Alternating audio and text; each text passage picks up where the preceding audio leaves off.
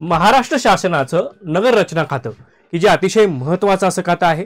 कारण आपल्याला सगळ्यांना माहिती आहे की आता महाराष्ट्रामध्ये नाही तर किंबहुना भारतामध्ये नागरीकरण हे मोठ्या प्रमाणावरती होत आहे आणि या वाढत्या नागरीकरणाचे प्रश्न सुद्धा वेगवेगळे आहेत। त्यामध्ये आपल्याला आपल्या देशामध्ये आपली लोकसंख्या ही ओव्हर पॉप्युलेटेड कंट्री म्हणून ओळखली जाते जगभरामध्ये। लोकसंख्येचा विस्फोट इकडे झालेला आहे आणि शहरं जी आहेत याला बळी पडत आहेत व शहरांवरती या वाढत्या लोकसंख्येचा अतिरिक्त असा ताण या शहरांवरती पडतोय आणि मग इथली जी काही सार्वजनिक वाहतूक व्यवस्था असेल, इथलं जे काही लॉ अँड ऑर्डर असेल, इथलं काही इन्फ्रास्ट्रक्चर असेल, या सगळ्यांवरती हे जे काही एक्स्ट्रा लोड आलेला आहे त्यामुळे एक बकाल अवस्था या शहरांची झालेली आहे। माझा मित्र आहे एक सुशील कुमार शिंदे आणि त्याची एक कविता आहे की शहर आत्महत्या करायचं म्हणतोय। हा कविता संग्रह आहे त्याचा आणि त्याला साहित्य अकादमीचा पुरस्कार सुद्धा आहे। त्यामध्ये मुंबई शहराच्या बाबतीमध्ये ज्यावेळेस मुंबई शहराची त्यांनी ती परिस्थिती बघितली त्यावेळेस तो कविता संग्रह त्यांनी लिहिला आणि मग त्या शहराचे प्रॉब्लेम आपल्याला त्यामध्ये बघायला मिळतात। आता नगर रचना खातं जे आहे हे नगर रचना खातं काय करतंय तर या ज्या समस्या आहेत या समस्यांना उत्तर शोधण्याचा प्रयत्न या नगर रचना खात्यामार्फत केला जातोय आणि त्यातून मग तिथं जो मॅनपॉवर लागणार आहे ते मॅनपॉवर जे आहे आता कमतरता आहे। मनुष्यबळाची या खात्यामध्ये प्रचंड कमतरता आहे। कारण आपण बघितलं शहरांची संख्या वाढलेलीच त्यांची हा आलेला फुगवटा आणि मग यातून हा वाढलेला सगळा त्या खात्यावरचा सुद्धा अतिरिक्त ताण यातून सातत्यानं नगर रचना खात्यामध्ये या ज्या भरती प्रक्रिया आहे ही राबवली जाते आणि त्यातूनच TPA town planning assistant okay नगर रचना सहाय्यक नावाचं हे जे पद आहे हे पद आता इथं आपल्यासाठी उपलब्ध झालेलं आहे आणि जे एलिजिबल कॅन्डिडेट्स आहेत त्यांच्यासाठी ही एक मोठी अपॉर्च्युनिटी आहे। लक्षात ठेवा खूप चांगलं काम करण्याची संधी आपल्याला या नगर रचना खात्यामध्ये मिळणार आहे आणि त्यासाठी इन्फिनिटी अकॅडमी कायम तुमच्या सोबत आहे। मागच्या वर्षी सुद्धा ही ऍड आली होती आणि सर्वाधिक हो ठामपणे सांगतोय सर्वाधिक सिलेक्शन हे इन्फिनिटी अकॅडमीच्या माध्यमातून आपल्या पुस्तकांच्या माध्यमातून आपल्या लेक्चर्सच्या माध्यमातून आपल्या बॅचच्या माध्यमातून आपल्या युट्यूबच्या माध्यमातून अशा सर्वांगीण पद्धतीने आम्ही विद्यार्थ्यांपर्यंत गेलो आणि खूप चांगले रिझल्ट सुद्धा तिथे आले। त्यानंतर आपल्या सगळ्यांना माहिती आहे की एटीपी नावाची सुद्धा एक महत्त्वाची याची एक वरची पोस्ट असते त्याची सुद्धा जाहिरात येऊ घातलेली आहे आणि त्यामध्ये तर infinity academy he number 1 academy in Maharashtra आहे आणि सर्वाधिक सिलेक्शन देणारी महाराष्ट्राच्या टॉपर सहित आपली अकॅडमी ओळखली जाते। इतका चांगला कंटेंट या सगळ्या परीक्षांसाठीचा आपल्या अकॅडमीकडे आहे आणि खूप चांगले प्राध्यापक इथले जे फॅकल्टीज आहेत त्या टाउन प्लॅनिंगसाठी खास करून ओळखले जातात आणि खूप चांगल्या पद्धतीनं टाउन प्लॅनिंगचे रिझल्ट आपण या फॅकल्टीच्या माध्यमातून देत आलेलो आहे। तर विद्यार्थी मित्रांनो ही जी काही टाउन प्लॅनिंगची परीक्षा आहे या टाउन प्लॅनिंगच्या परीक्षेमध्ये जर आपण त्याची विभागणी केली तर त्याची 2 पार्टमध्ये विभागणी होते आणि ती विभागणी अशी आहे 60-40चा त्यांनी फॉर्म्युला दिला। आता ही टीसीएस मार्फत घेतली जाते ऑनलाईन सीबीटी आहे कॉम्प्युटर बेस्ड टेस्ट आहे आणि मग याच्यामध्ये आपल्याला 2 पार्ट आहेत एक आहे तुमचा टेक्निकल एक आहे नॉन टेक्निकल। आता जे विद्यार्थी इलिजिबल आहेत त्या विद्यार्थ्यांचं काय प्रॉब्लेम म्हणजे त्यांची समस्या काय आहे बघा। त्यांचं टेक्निकल नॉलेज खूप चांगलं आहे टेक्निकलचे जे प्रश्न आहेत त्याची उत्तरं ती खूप चांगल्या पद्धतीने देतात परंतु नॉन टेक्निकलच्या बाबतीमध्ये या विद्यार्थ्यांना प्रॉब्लेम फेस करावे लागतात आणि जो सिलेक्शनचा मुद्दा आहे हा सिलेक्शनचा म्हणजे परीक्षा तर देतो आपण मागच्या वर्षी तुमच्यापैकी बऱ्याच जणांनी टीपीएची एक्झाम दिलेली असेल आणि त्याचं जर ॲनालिसिस जर तुम्ही केलं त्या ॲनालिसिस मधून तुम्हाला असं लक्षात येईल की आपण जर थोडासा जोर या नॉन टेक्निकल वरती दिला असता तर कदाचित सिलेक्शन जे आहे ते झालं असतं। आता आपल्याला मागच्या वेळेस जर आपली चूक झालेली आहे तर ती चूक आपल्याला यावेळी सुधारायची आहे आणि जे विद्यार्थी ही परीक्षा पहिल्यांदा देत आहेत त्यांनी सुद्धा हा व्हिडिओ त्यांच्यासाठी तर अतिशय महत्त्वाचा आहे। संपूर्ण व्हिडिओ शेवटपर्यंत बघा कुठेही स्किप वगैरे करू नका आणि या व्हिडिओला लाईक करा। तुमचे जे विद्यार्थी तुमच्या फ्रेंड सर्कल मधले फॅमिली सर्कल मधले जे टीपीएच्या परीक्षेसाठी प्रिपेअर करणारे विद्यार्थी आहेत त्या प्रत्येकापर्यंत हा व्हिडिओ शेअर करा कारण यातली माहिती जी आहे या टीपीए पोस्टसाठी अतिशय महत्त्वाची आहे कारण सिलेक्शनशी संबंधित असणारा हा व्हिडिओ आहे। हा फक्त एक ओव्हरऑल असं काहीतरी माहिती देतोय वगैरे अशा पद्धतीने नाही तर तुमचं सिलेक्शन टाउन प्लॅनिंग असिस्टंट म्हणून कसं झालं पाहिजे यासाठीचा हा अतिशय महत्त्वपूर्ण व्हिडिओ आहे। या व्हिडिओमध्ये मी काही गोष्टींवरती प्रकाश झोड टाकणार आहे आणि काही खुलासे सुद्धा करणार आहे की जे अतिशय महत्त्वाचे आहेत। आता मुद्दा काय आहे बघा आपल्याला जे काही फॉर्म्युला दिलेला आहे 60-40चा या 60-40च्या फॉर्म्युल्यामध्ये हे 60% पार्ट म्हणजे तुमच्या निम्म्यापेक्षाही जास्त महत्व हे या विषयांना आहे। इतक्या प्रश्नांची संख्या आणि त्यांचे गुण इकडे दिलेले आहेत। मराठीसाठी 15 प्रश्न असणार आहेत आणि गुण हे 30 असणार आहेत। इंग्रजीसाठी 15 प्रश्न असणार आहेत आणि गुण हे 30 असणार आहेत। सामान्य ज्ञान ज्याला आपण जीएस म्हणतो जनरल स्टडीज म्हणतो काही लोक जीके म्हणतात जनरल नॉलेज म्हणतात त्यामध्ये 15 प्रश्न असणार आहेत आणि गुण हे 30 असणार आहेत. बौद्धिक चाचणी रिझनिंग ॲप्टिट्यूड यासाठी 15 प्रश्न असणार आहेत आणि गुण हे जे आहेत हे 30 असणार आहेत. एकूण 60 प्रश्न 120 गुण, म्हणजे तुमच्या टेक्निकलपेक्षा नॉन टेक्निकलचं वेटेज हे जास्त आहे. आणि जर आपलं टार्गेट काय, आपलं टार्गेट आहे टीपीएची पोस्ट मिळवणं, सिलेक्शन मिळवणं. मग सिलेक्शन मिळवायचं असेल तर आपल्याला या टॉपिकवरती फोकस करावा लागणार आहे. यातल्या प्रत्येक घटकावरती आपल्याला अभ्यास करावा लागणार आहे आणि कॅल्क्युलेटिव्ह पद्धतीने तो अभ्यास करावा लागणार आहे. इथं काय होतं, तुमच्याकडे टेक्निकलच्या बऱ्याच विद्यार्थ्यांना तर मी बरेच वर्ष ओळखतोय, चांगलं त्यांना शिकवतोय, तर त्यांचा मुद्दा काय असतो की त्यांना थोडंसं हे बोरिंग वाटतं. म्हणजे इतिहास बोरिंग वाटतो, भूगोल खूप म्हणजे असं वास्ट वगैरे वाटतं आणि मग पॉलिटी तर समजतच नाही. पॉलिटी अगदी राष्ट्रपती कोण वगैरे अरे अरे अरे मग ते सिव्हिक नॉलेज जे आहे हे सिव्हिलचं थोडंसं कमी असतं सिव्हिलच्या विद्यार्थ्यांचं. तर हेच आपल्याला थोडंसं अडचणीचं ठरतं आणि मग सिलेक्शन पासून आपल्याला परावृत्त व्हावं लागतं. आणि ते जर टाळायचं असेल तर या विषयांना आपल्याला जवळ करावं लागेल, यांच्याशी आपल्याला समरस व्हावं लागेल आणि आपल्याला एकदम इन्क्लुझिव्ह पद्धतीने याच्यामध्ये एकदम आपल्याला उतरायचं आहे. आणि मग जास्त काही मोठा सिलेबस नाहीये, लक्षात घ्या. मागच्या वर्षीच्या टीपीएचं जर आपण अनालिसिस केलेलं आहे त्याच पद्धतीनं त्याच धर्तीवरती मी तुम्हाला सांगतोय. त्यामुळे अतिशय म्हणजे जरी विषयांची नावं मोठी असली तरी त्यांची व्याप्ती इथं मात्र लिमिटेड केलेली आहे, इतकं लक्षात ठेवा. आता जे बॅचचे विद्यार्थी आहेत त्यांच्यासाठी आमचे जे काही इथले फॅकल्टीज आहेत, फॅकल्टीजला सुद्धा आता जे हिस्ट्री शिकवणारे फॅकल्टी आहेत त्यांना सुद्धा तशी सूचना आहे की एवढा सिलेबस आहे. हिस्ट्रीचं बघायला गेलं तर हिस्ट्री शिकवायला 6 महिने लागतील, परंतु मग तसं न करता या परीक्षेची डिमांड काय आहे, एक्झाम ऑफ द नीड काय आहे ती लक्षात घेऊन त्या फॅकल्टीला तो आकृतीबंध तयार करून दिलाय आणि त्यामध्ये त्या मर्यादेमध्ये त्या लिमिटमध्ये त्यांना तो सिलेबस कंप्लीट करायला सांगितलेला आहे. आणि जेणेकरून जे विद्यार्थी हिस्ट्रीचा प्रश्न चांगल्या पद्धतीने या परीक्षेमध्ये टॅकल करू शकतील अशा पद्धतीने आम्ही त्या सगळ्या मार्गदर्शकांना या आपल्या अकॅडमीकडून सूचना आहेत आणि त्या पद्धतीनं मग आपण तो सिलेबस जो आहे तो बॅचमध्ये कव्हर करणार आहोत. त्यामुळे लोड घेण्याचं काही कारण नाही. ठीक आहे, आता मुद्दा इथं बघूयात. मराठी आपण एका विषयापासून सुरुवात करू. मराठी म्हटलं तर तुमचं रेफरन्स मटेरियल काय असलं पाहिजे, इथपासूनची तयारी असते. तर रेफरन्स मटेरियल बहुता आता सगळ्यांनी घ्यायचं आहे बाळासाहेब शिंदे सरांचं. ओके, बाळासाहेब शिंदे, मोरा वाळंबे वगैरे कोणी सांगितलं असेल तर आता त्याला हात लावू नका, वेटेज फार कमी आहे, ते पुस्तक थोडंसं समजायला क्लिष्ट आहे. बाळासाहेब शिंदेचं त्यात अगदी MCQ प्रश्न सुद्धा दिलेले आहेत मागच्या परीक्षांचे आणि मग त्यामध्ये भाषा सुद्धा आपल्याला समजेल अशी आहे.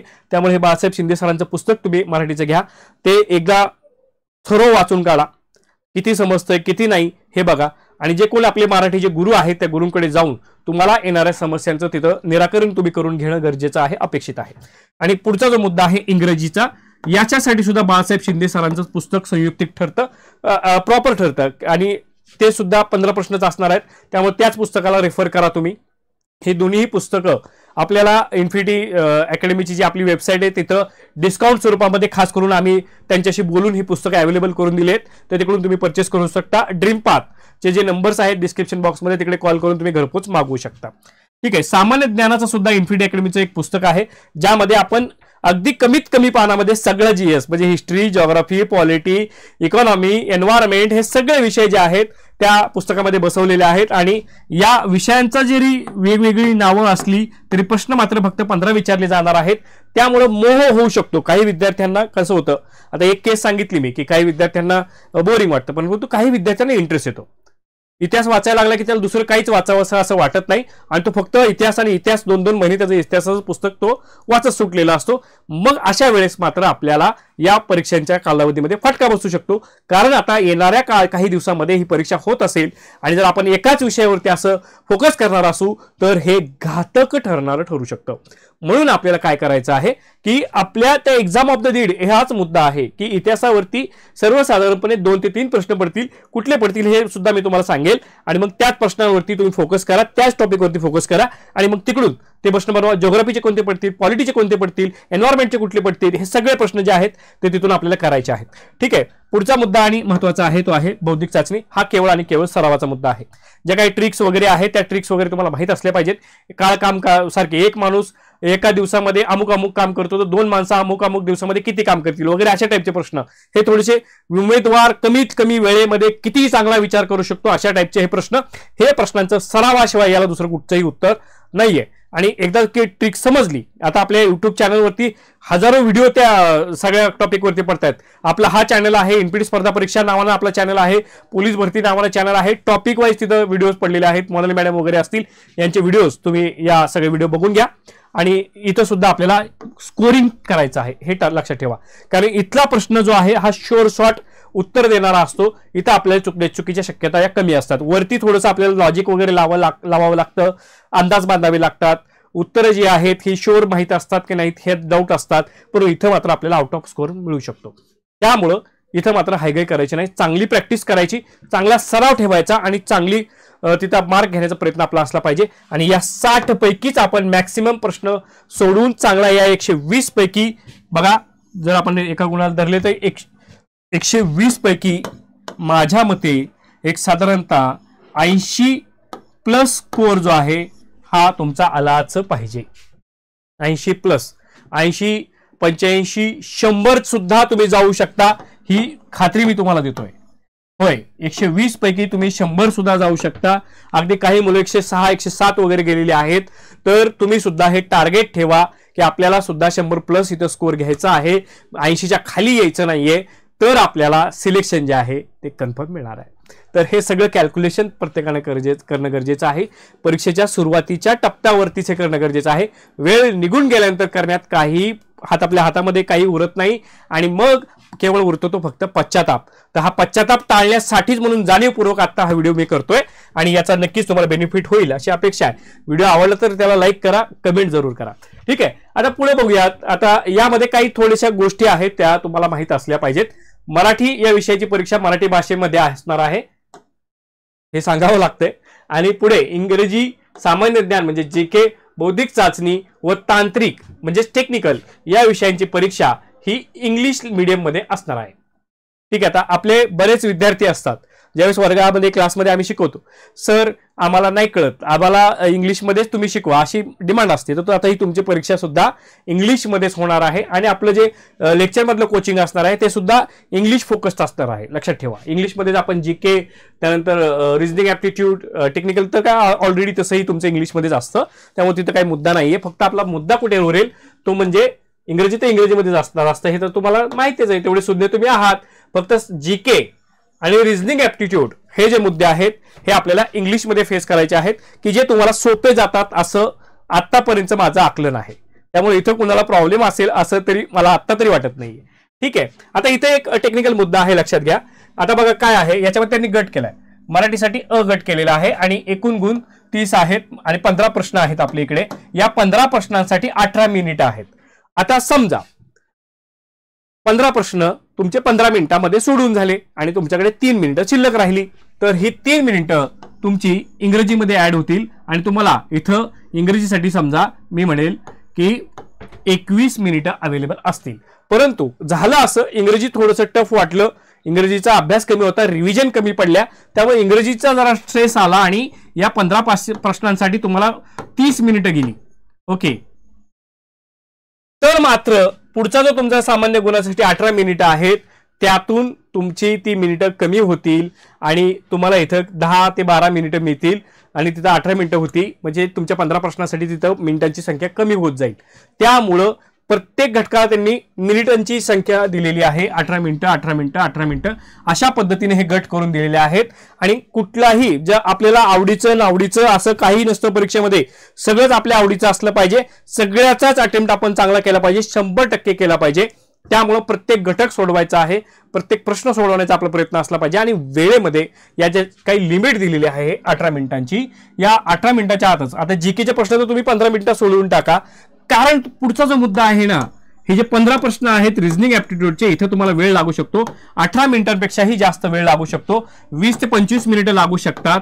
त्यामुळे ही जी वाढव वेळ आहे तुमची रिजनिंग ऍप्टिट्यूडची ती तुम्हाला इकडून चोरायची आहे आणि तिथे ती ऍड करायची आहे आणि तिथं वेळ देऊन आपल्याला चांगले प्रश्न सोडवायचे आहेत, अटेम्प्ट करायचे, घाई गडबड करायची नाही. अशा पद्धतीनं हे करायचंय. उमेदवारास प्रश्नपत्रिकेमध्ये नमूद केल्यानुसारच गटनिहाय विशिष्ट क्रमाने प्रश्न सोडवणे अनिवार्य राहील, कंपल्सरीच आहे हे करणं. आणि प्रथम गटातील प्रश्न त्या गटासाठी निर्धारित वेळेपूर्वी सोडवल्यास निर्धारित वेळेपूर्वी तो गट सादर केल्यानंतर तो सबमिट केला आपण, मराठी आपलं 10 मिनिटांमध्ये झालं, आपण सबमिट पण केलं, तर उरलेले जे काही आपले 8 मिनिटं आहेत ती पुढील गटासाठी निवडता येतील. मग तिथून पुढे आपला पुढील गट निवडला जाईल इंग्लिश, आणि मग इंग्लिशमध्ये ते 8 मिनिटं ऍड होऊन येतील. तसेच सादर केलेल्या गटासाठी निर्धारित वेळेमध्ये उर्वरित वेळ व पुढील गटासाठीच्या निर्धारित वेळेमध्ये समाविष्ट होईल. अशा पद्धतीने इथं त्यांनी पण दिलं होतं, मी त्याने एक्झाम्पल दिलेलं आहे. याप्रमाणे क्रमानुसार आता जसे की गट अ साठी निर्धारित वेळ 18 मिनिटे आहे, परंतु 10 मिनिटास गटातील प्रश्न सोडून गट अ सादर केल्यानंतर त्यातील उरलेली 8 मिनिटे पुढील गटासाठी, उदाहरणार्थ गट ब साठी तुम्हाला 18 + 8 26 मिनिटे एवढा कालावधी उपलब्ध होईल. अशा पद्धतीने आहे. परंतु जर आपण जास्त वेळ घेतला तर 8 मिनिटं कमी सुद्धा होणार आहेत. ही नाण्याची दुसरी बाजू सुद्धा आपल्या कायम लक्षामध्ये असली पाहिजे. पेपर सोडवताना खूप अलर्ट पद्धतीने आपण सोडवला पाहिजे. कुठच्याही सिली मिस्टेक करू नका. डायरेक्ट सिलेक्शन आहे, त्यामुळं इथं नो कॉम्प्रोमाइज आणि कुठलेही एक्सक्यूज इथं करू नका. चांगला अटेम्प्ट तुम्ही करणारच आहात. इन्फिनिटी अकॅडमी यासाठी कायम तुमच्या सोबत आहे, हे लक्षात ठेवा. आता हे सगळे टेक्निकल मुद्दे इथं ठेवलेले आहेत त्यांनी. एका गटातील प्रश्न सोडून गट उमेदवाराने सबमिट केला, म्हणजे तुम्ही सबमिट केल्यानंतर सिस्टीमद्वारे सादर झाल्यानंतर पुन्हा त्या गटामध्ये जाता येणार नाही. ओके, मराठीचे प्रश्न सोडवले आणि परत वाटलं की अरे रामाची सीता कोण, अशी मन मला तिथं थोडीशी वेगळं आठवलंय आणि मग आता मला जाऊन चेंज करायचं आहे, तर नाही चेंज होत. एकदा सबमिट झालं ठीक आहे, हे लक्षात ठेवा. सबमिट करण्याआधी त्यामुळे एकदा विचार करा ठामपूर्वक आणि मग सबमिट करण्याचा निर्णय तुम्ही घ्या. प्रस्तुत प्रक्रिया सर्व गटांसाठी लागू राहील. अंतिमतः सर्व गटांची उत्तरे सादर केली तरी परीक्षेच्या संपूर्ण वेळ संपल्यानंतरच उमेदवार बाहेर पडतील. तुमच्यापैकी काही एक्स्ट्रा ऑर्डिनरी लोक असतील जे वेळेच्या आधी हे सगळं सोडवतील आणि तरी त्यांना तिथं बसावं लागेल, जाता येणार नाही. परंतु व्यवस्थित वेळ घ्या आणि गांभीर्यानं खूप अलर्ट पद्धतीनं हा सगळा प्रश्न जे आहेत हे सगळे सोडवण्याचा प्रयत्न ठेवा. कारण मित्रांनो, ही आपल्यासाठी एक मोठी अपॉर्च्युनिटी घेऊन आलेली जाहिरात आहे आणि या जाहिरातीमधून एका चांगल्या डिपार्टमेंटमध्ये जाण्याची संधी आहे. इथून तुम्हाला डिपार्टमेंटल परीक्षा देऊन चांगला अधिकारी म्हणून सुद्धा या खात्यामध्ये काम करता येतं आणि समाजासाठी एक चांगला बदलाव करण्याची एक मोठी संधी या नगर रचना खात्याने आपल्याला दिलेली आहे. तुम्हाला माहिती आहे का नगर रचना खातं कोणाकडे असतं? ते कायम मुख्यमंत्र्यांकडे असतं. इतकं महत्वाचं हे खातं आहे. तर या खात्यामध्ये आपल्याला जायचंय की नाही कमेंट करून सांगा. ठीक आहे, आता हे काही सिलेबस बघून घेऊयात आपण. मराठी आणि इंग्लिशचा सिलेबस. मराठीमध्ये व्याकरण, ग्रामर, सर्वसामान्य शब्दसंग्रह, वाक्यरचना, मनी वाक्यप्रचार यांचा उपयोग, उत्तरावरील प्रश्न, कॉम्प्रिहेन्शन. ठीक आहे, हे सोपं असतं अगदी. वाक्यपृथक्करण व त्याचे प्रकार. ठीक आहे, सोपा थोडक्यातला सिलेबस आहे. याच्या बाहेरचं काही करू नका रे. उगा अलंकार, संधी, प्रयोग असलं काय परत त्याच्यात ऍड करू नका. आणि विनाकारण वेळ जेवढं दिलं स्पेसिफिक आपला टार्गेट फोकस्ड अभ्यास असला पाहिजे. ओके, कुठेही तो वाह्यात गेला नाही पाहिजे, याची काळजी आपण घेतली पाहिजे. आता इंग्लिशमध्ये काय आहे बघा, ग्रामर आहे, कॉमन व्होकॅब्युलरी आहे, सेंटेन्स स्ट्रक्चर आहे, idioms and phrases and their meaning आहे, कॉम्प्रिहेन्शन ऑफ पॅसेज आहे, sentence arrangement and error correction, असे हे 15 प्रश्न या टॉपिकवरती असणार आहेत. मग हे जे टॉपिक आहेत या टॉपिकवरती सर्वसाधारणपणे हे 15 प्रश्न डिवाइड होऊन येणार आहेत आणि ते आपल्याला 30 मार्क जे आहेत ते मिळणार आहेत. आता इथं यायचं आहे आणि इथंच आपली सगळ्यांची मोठी अडचण आहे, जीके. ठीक आहे, आपण घाबरू नका, याच्यावरती आपल्याकडे सोल्युशन आहे. आता मुद्दा काय आहे? पहिला आहे चालू घडामोडी. मुद्दे किती आहेत ते बघा. आता 1 2 3 4 5 6 7 8 9 10 आणि 11 टॉपिक आहेत आणि प्रश्न आहेत 15. 11 टॉपिक आहेत आणि प्रश्न आहेत 15. मग आपल्याला काय करायचं आहे? एकदम स्पेसिफिक टू दी पॉइंट आपल्याला या प्रत्येक टॉपिक वरती जायचं आहे. आता फक्त इथं काय दिलंय? महाराष्ट्राचा इतिहास. अहो, अख्खी एमपीएससी मेन्स असते त्या महाराष्ट्राच्या इतिहासावरती आणि इथं आपल्याला हार्डली मी म्हणेल तर एक साधारणतः 2च प्रश्न या 15 पैकी इतिहासावरती विचारले जातील. मग या 2 प्रश्नांसाठी किती वेळ द्यायचा हे तुम्ही ठरवा. तुम्ही काय करा, आता फक्त यातले एक सर्वसाधारणपणे एक प्रश्न हा तुमचा समाज सुधारकांशी संबंधित असेल आणि एक प्रश्न हा तुमचा आपल्या स्वातंत्र्य लढ्यावरती जो आहे तो संबंधित असणार आहे. त्यातले त्यात महाराष्ट्रावरती आधारित असणार आहे. महाराष्ट्राच्या इतिहासामध्ये जास्त फोकस हा समाज सुधारकांवरती असतो, हे लक्षात ठेवा. पुढचा मुद्दा आहे महाराष्ट्राचा भूगोल. इथं सुद्धा आपल्याला 2 ते 3 प्रश्न जास्तीत जास्त आणि मग त्यावर 2 प्रश्न 3 प्रश्नामध्ये आता तुम्हाला भूगोल म्हटलं आणि ती ही टाउन प्लॅनिंगची परीक्षा आहे तर तुम्हाला इथं नदी प्रणाली, ठीक आहे, इथली नदी प्रणाली बघितल्यानंतर सर्वसाधारणपणे इथले जे काही महसूल विभाग आहेत ते महसूल विभाग महाराष्ट्राचा भूगोल लक्षात ठेवा. आणि जे काय आपले प्राकृतिक विभाग आहेत 3 प्रमुख, कोणता, एक आहे आपला कोकण किनारपट्टी, दुसरा सह्याद्री आणि तिसरा मग डेक्कन प्लॅटू, हा डेक्कन प्लॅटू, आणि हे सगळे जे आहेत याच्यावरती सर्वसाधारणपणे 3 प्रश्न आपले विचारले जाणार आहेत. त्यामुळं जास्त काही आपल्याला करण्याची गरज नाही, एवढ्यावरतीच फोकस करा. तुम्हाला इथे 2 ते 3 प्रश्न जे आहेत ते 100% टॅकल होतील म्हणजे होतील. आता पुढचा आहे पॉलिटी, राज्यघटना. आता एवढा मोठा वास्ट विषय, इथं सुद्धा माझ्या मते 2 प्रश्न हार्डली आणि ते सुद्धा तुम्हाला महत्त्वाचे जे काही आर्टिकल्स आहेत आणि खास करून तुमच्या टाउन प्लॅनिंगशी संबंधित असणाऱ्या काही ज्या राज्यघटनेतल्या ज्या गोष्टी आहेत त्याच्यावरती तुम्ही फोकस करा आणि तिथं त्याच्यावरती तुम्हाला प्रश्न जे आहेत ते विचारले जातील. चालू घडामोडी मी शेवटी बोलणार आहे. महाराष्ट्राचे व भारताचे नागरीकरण हा एक महत्त्वाचा मुद्दा आहे आणि हा खास तुमच्या परीक्षेसाठी आहे, टाउन प्लॅनिंगसाठी आहे. टीपी काय, महाराष्ट्राचे व भारताचे नागरीकरण. आता महात्मा गांधींनी काय घोषणा दिली होती, खेड्यांकडे परत चला, परंतु आपण उलट ऐकलं कदाचित आणि आपण शहरांकडे चाललो आणि शहरांकडे हे वाढतं जे स्थलांतर आहे, मायग्रेशन आहे, या मायग्रेशन वरती आपल्याला मायग्रेशनमुळे महाराष्ट्रामध्ये खास मायग्रेशनची प्रक्रिया ही मोठी आहे आणि मग याच्यावरती प्रश्न पडणार आहेत. मग कोणत्या स्टेटमधून जास्त मायग्रंट्स महाराष्ट्रामध्ये येतात, त्यांचं प्रमाण कसं कसं आहे, मग त्यांची असेंडिंग ऑर्डर, डिसेंडिंग ऑर्डर, मग इथली पॉप्युलेशनचे आकडे काय आहेत, ठीक आहे, इथली मेट्रो सिटीज काय आहेत, मेट्रो सिटीजच्या समस्या काय आहेत, इथल्या टाउन प्लॅनिंग मधले काय इश्यू आहेत, मग त्या टाउन प्लॅनिंगच्या अंतर्गत आपल्याला काय सोल्युशन आहेत, अशा पद्धतीनं हा जो मुद्दा आहे आपल्याला सोडवावा लागणार आहे. ठीक आहे, इथं सुद्धा 1 ते 2 प्रश्नच पडतील. त्यानंतर अद्ययावत तंत्रज्ञान, मॉडर्न टेक्नॉलॉजी. आता AI वगैरेचा वापर करून आपल्याला टाउन प्लॅनिंग मध्ये काय करता येईल, ठीक आहे, डाटा अनालिसिस करून काय करता येईल, ऍप करून काय करता येईल, GPS प्रणाली वापरून काय करता येईल, या सगळ्या ज्या गोष्टी आहेत या आपल्या टेक्नॉलॉजीच्या अंतर्गत विचारल्या जातील. पुढे आहे एन्व्हायरमेंटल इश्यूज, पर्यावरणीय समस्या. टाउन प्लॅनिंगसाठी अतिशय महत्त्वाचं आहे, कारण आपल्याला सगळ्यांना माहिती आहे की आता दिल्ली, पुणे, मुंबई ही जी मेट्रो सिटीज आहेत इथल्या साधारणतः वायू प्रदूषण ज्याला आपण म्हणतो त्याचं समस्या किती गंभीर होत चाललेली आहे. फॉगचा इश्यू असेल किंवा दिल्लीचं तुम्ही बघताय न्यूजमध्ये सारखं असतं, परत त्या इथल्या जे काही वॉटर पोल्युशन आहे त्या वॉटर पोल्युशनच्या काय समस्या आहेत या सगळ्या बाबतींमध्ये इथं. त्यानंतर इथलं वेस्टेज जे आहे, गार्बेज जे आहे याच्यावरती काय समस्या आहेत, अशा पद्धतीने आपल्याला या पर्यावरण या मुद्द्याशी बघावं लागणार आहे. आणि मग त्यातून ज्या काही आपल्या समिट वगैरे होतात, वेगवेगळ्या ज्या परिषदा होतात त्याच्यावरती प्रश्न जे आहेत हे पर्यावरणावरती विचारले जातील. इथं प्रश्नांची संख्या जास्त असण्याची शक्यता आहे.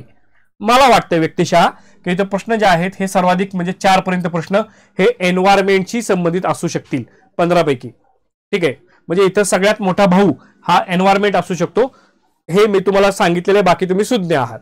ठीक आहे, पुढे मग हेरिटेज, वारसा स्थळ, वर्ल्ड हेरिटेज किती आहेत महाराष्ट्रामध्ये कमेंट करून सांगा. ठीक आहे, त्याच्यावरतीच फोकस करा. मग भारतातले वर्ल्ड हेरिटेज मी सगळं आपल्या बॅचमध्ये शिकवलेलं आहे, त्याच्या नोट्स आपल्या बऱ्याच विद्यार्थ्यांकडे अवेलेबल असतील, त्यांना हे काही अडचण येणार नाही. पुढे टुरिझम, टुरिझम मध्ये मग आपल्याकडे काय आहे, एमटीडीसीचं काय कार्य आहे, एमटीडीसीची स्थापना कधी झाली, आता एमटीडीसी काय काम करते वगैरे. त्यानंतर इथले आपले जे स्पॉट आहेत, टुरिझम स्पॉट कोणते कोणते आहेत, मग तीर्थस्थळ कोणते आहेत, ठीक आहे, या सगळ्या बाबी याच्यामध्ये येतील. मग आपल्याला अष्टविनायक येतील, त्यानंतर आपली ज्योतिर्लिंग येतील, शक्तिपीठ येतील, हे सगळं जे आहे हे त्याच्यामध्ये येणार आहे. पुढे आहे ऊर्जा संवर्धन आणि हरित बांधकाम, एनर्जी कन्झर्वेशन. हा जो मुद्दा आहे हा फार महत्वाचा आहे एनर्जी कन्झर्वेशनचा. मग आपल्याला माहिती आहे कार्बन ओमिशन वगैरे या मुद्द्यांवरती आपल्याला आता खूप फोकस चाललेला असतो, न्यूज खूप येत असतात आणि मग त्या पद्धतीने इथं सुद्धा तुम्हाला 1 ते 2 प्रश्न विचारला जाईल. आणि हा बघा तुमचा पुढचा घनकचरा व्यवस्थापन, हे शहरांसाठीचं अतिशय महत्त्वाचं जे आहे ते गार्बेज मॅनेजमेंट जे आहे त्या पद्धतीनं, हे अशा पद्धतीनं हा पूर्ण जीएसचा सिलेबस आणि सर्वांचा शिरोमणी आहे आपला हा चालू घडामोडी. तर माझ्या मते या आताच लोकसभेचे इलेक्शन झालेले आहेत त्यावरती थोडासा एक फोकस करा. लोकसभा इलेक्शन्स आहेत, त्यानंतर आता महाराष्ट्राचे राज्यपाल वगैरे बदललेले आहेत त्यावरती फोकस करा. तुमच्या टाउन प्लॅनिंग मधच्या संबंधित ज्या बातम्या येत आहेत पेपरमध्ये त्या बातम्यांवरती फोकस करा.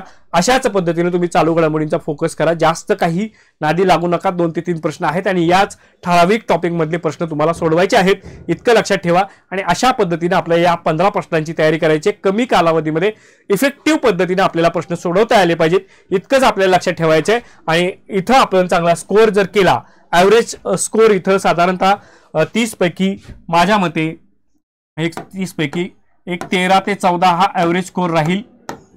तर हे आपलं सुद्धा याच्या खाली येऊ नये, याची आपण काळजी घेतली पाहिजे. आणि मॅक्झिमम हा आपला 24 पर्यंत जाऊ शकतो, 26 पर्यंत जाऊ शकतो, हे सुद्धा आपण इथे बघितलं पाहिजे. तर इतकं मायन्यूट प्लॅनिंग प्रत्येकाने केलं पाहिजे.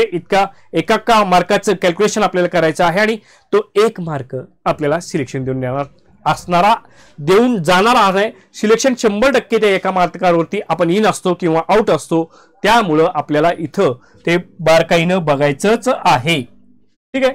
आता हा रिझनिंगचा सिलेबस आहे. तुम्ही सगळे इंजिनिअरिंग वगैरे टेक्निकल बॅकग्राऊंडचे आहात, त्यामुळे तुमचं रिझनिंग ॲप्टिट्यूड चांगलं असतं आमचा समज आहे.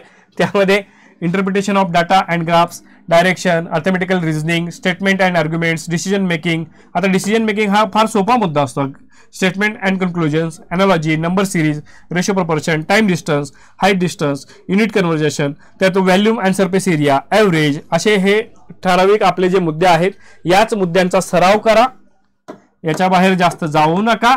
आणि हे 15 प्रश्न यामध्ये डिवाइड होऊन येणार आहेत. त्यामुळे हे सगळे टॉपिक तुम्ही बघून घ्या, याच्या ट्रिक्स बघून घ्या, याचा चांगली प्रॅक्टिस करा. रोज याला एक ठराविक वेळ तुमच्या अभ्यासामधला द्या.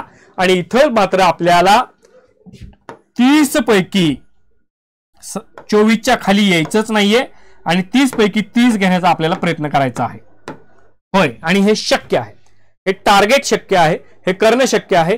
तरच आपल्याला हा जो काही नॉन टेक्निकलचा मुद्दा आहे त्यामध्ये चांगला स्कोर देणारा हा मुद्दा असणार आहे. 30 पैकी 30 इथे जर आले तर बाकी मग सगळं आपलं कव्हर होणार आहे, हे लक्षात ठेवा. त्यामुळं याच्यावरती विशेष भर आपल्याला द्यायचा आहे. आता तुमच्यासाठी इन्फिनिटी अकॅडमीची बॅच जी आहे हायब्रिड मोडमध्ये, की जी ऑनलाईन त्यासोबत ऑफलाईन सुद्धा आहे.